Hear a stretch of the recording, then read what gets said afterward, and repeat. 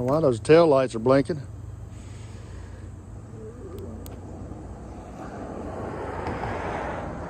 Huh.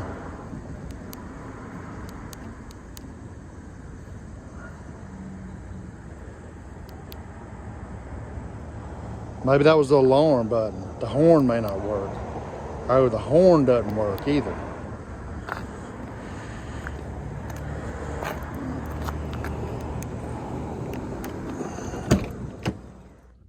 Hey, how y'all doing today? This is Brian with Columbia Auto Service. Been a week or so now since I've done a video, which I don't get a lot of time to work on stuff. When we first started this shop, I was a technician. I worked on everything, and my wife and our children kind of took care of the front and the customers and answering the phone and all that. But as the years have passed on, we have grown to be a larger shop. And I've got actually 3 guys working for me now, and I do most of the harder diagnosing and trying to let them learn how to diagnose and do things, but they mostly change out the parts, and they're getting better at diagnosing and stuff, and we're trying to work. But anyway, I spend a lot of my time on the phone and talking to customers and writing up tickets and getting prices, and anyway, I don't get a lot of time to work on stuff. But anyway, I guess that could be a good thing and a bad thing, but I kind of enjoy working on stuff. But today, I had a minute before my phone rang. I said, well, let me go look in the rack and see if there's anything I can work on. And today we have a 2016 Ford Mustang. It's got the small engine in it. I don't even know. I'll have to go scan it and get the VIN and all and see which engine it has in it. I hadn't popped the hood on it yet. But anyway, her complaint is that whenever she got gas, after she got through filling up with gas, the vehicle wouldn't start. And then once it did start, it kind of had a bad, rough misfire and idle to it. I'm not sure what it's going to be, but I've got a pretty good idea. There's a system on these cars called the evaporative emission system. And what it does is, so like if you take a gas tank, a gas can for your lawnmower that you fill up your lawnmower with, and you set it out in the sun, it's going to swell up. Well, a gas tank on a car does the same thing. It has these gas fumes in it, and there's a pressure sensor on the tank that lets the computer know when the pressure gets high enough, it needs to get rid of some of these gas fumes. Well, when the pressure gets so high that the tank needs to get rid of some gas fumes, the government's not going to let us evaporate them out into the atmosphere and burn up the trees and the ozone layer so we can't breathe. So the government and the auto manufacturers come up with this great idea to vent them back through the intake manifold and let them burn through the exhaust where they'd come out as clean exhaust and you wouldn't be polluting the air. Now, we live in Mississippi, so there's not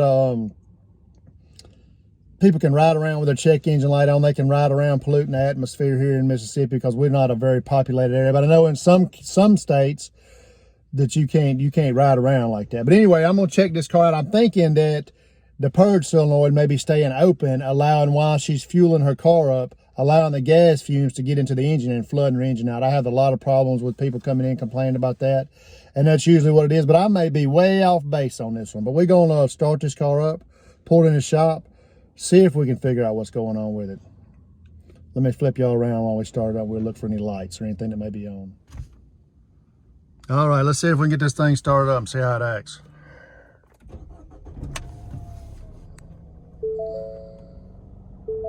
It started up fine that time,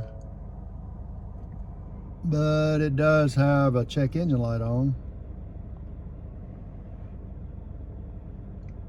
153,609 miles. Okay, it's just getting broke in. But anyway, we'll get her pulled in the shop, see what's going on with it, see what that check engine light has to lead us towards.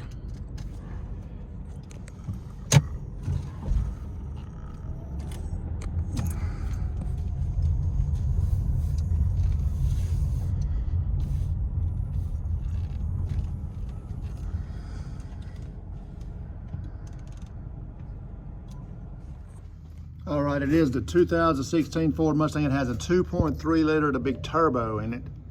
And our code was a P1450, unable to bleed up fuel tank pressure or something like that. But anyway, there was a service bulletin on it. It makes it easy when there's a service bulletin, but I'm gonna walk through this bulletin. and then we'll go check it. And I just, even though there's a bulletin, I still want to check my solenoid and make sure that's what it is. But anyway, the bulletin here says, step 1, check for codes. Check for DTCs. Is DTC present? Yes. Proceed to step 2. Replace the evaporative emission canister purge valve. It's pretty funny. Ford knows there's a problem with them, so they just went in and put out a bulletin. Hey, if this comes in with this code, change this out. But anyway, I want to go out there and I want to check that purge valve just to make sure it is leaking, because it'll stay open. What it'll do is it'll stay open while you're fueling your car up, and it's letting gas fumes back into your engine, and it's flooding your engine out while you're getting fuel. That's what makes it for a hard start after you fuel up. But anyway, we'll have to go back out there to the service bay and check out this purge solenoid and just make sure that it's staying open. A purge valve is a normally closed valve. So whenever you have it unplugged, it should be closed. It should be drawing no vacuum into the engine with the engine running. So we'll go out there and we'll get to that purge valve and we'll unplug it and we'll pull the vacuum line off of it, and we'll make sure that we do not have any vacuum, any engine vacuum coming in from the line. Let's go back out.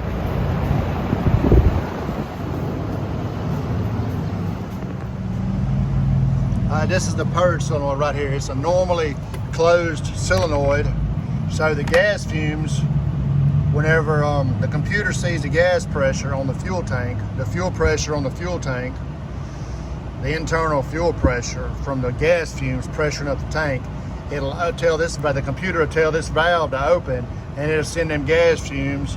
They'll have it's got a vacuum line from the engine running here, sucking the gas fumes into the intake manifold and burning them off so it won't pollute the atmosphere. So what these purge solenoids go bad, and instead of being normally closed, they'll stay open all the time, or gas fumes can just run in there at any time when they want to, especially when you're fueling the car up. If it's open, the gas fumes are coming straight from the tank into the intake manifold, and it's such a high rate of gas fumes at one time that it'll flood your car out, and it'll cause for a hard start after fueling up. So anyway, I'm going to unplug this electrical connector, unplug this line that goes back to the fuel tank, and then I'll start it up, and we should not have any vacuum coming from here if it's working properly. If it's not working properly, we're going to have engine vacuum coming on this side of the valve.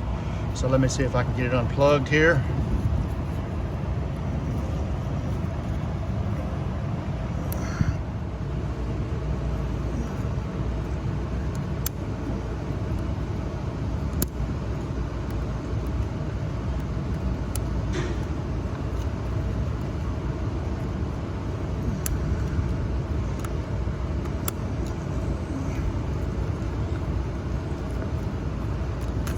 All right, there's your line coming from your tank. I've got it off. I've got the electrical line.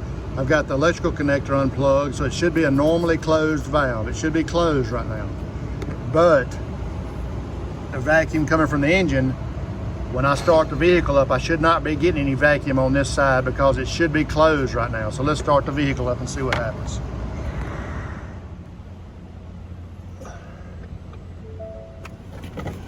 Oh, you gotta put your foot on the brake.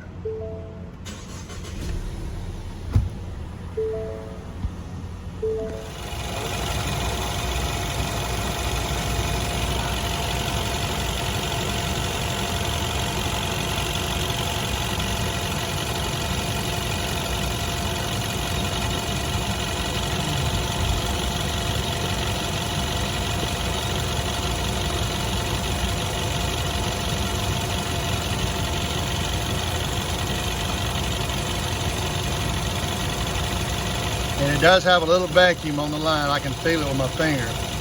Sucking on my finger a little bit. It should be completely closed.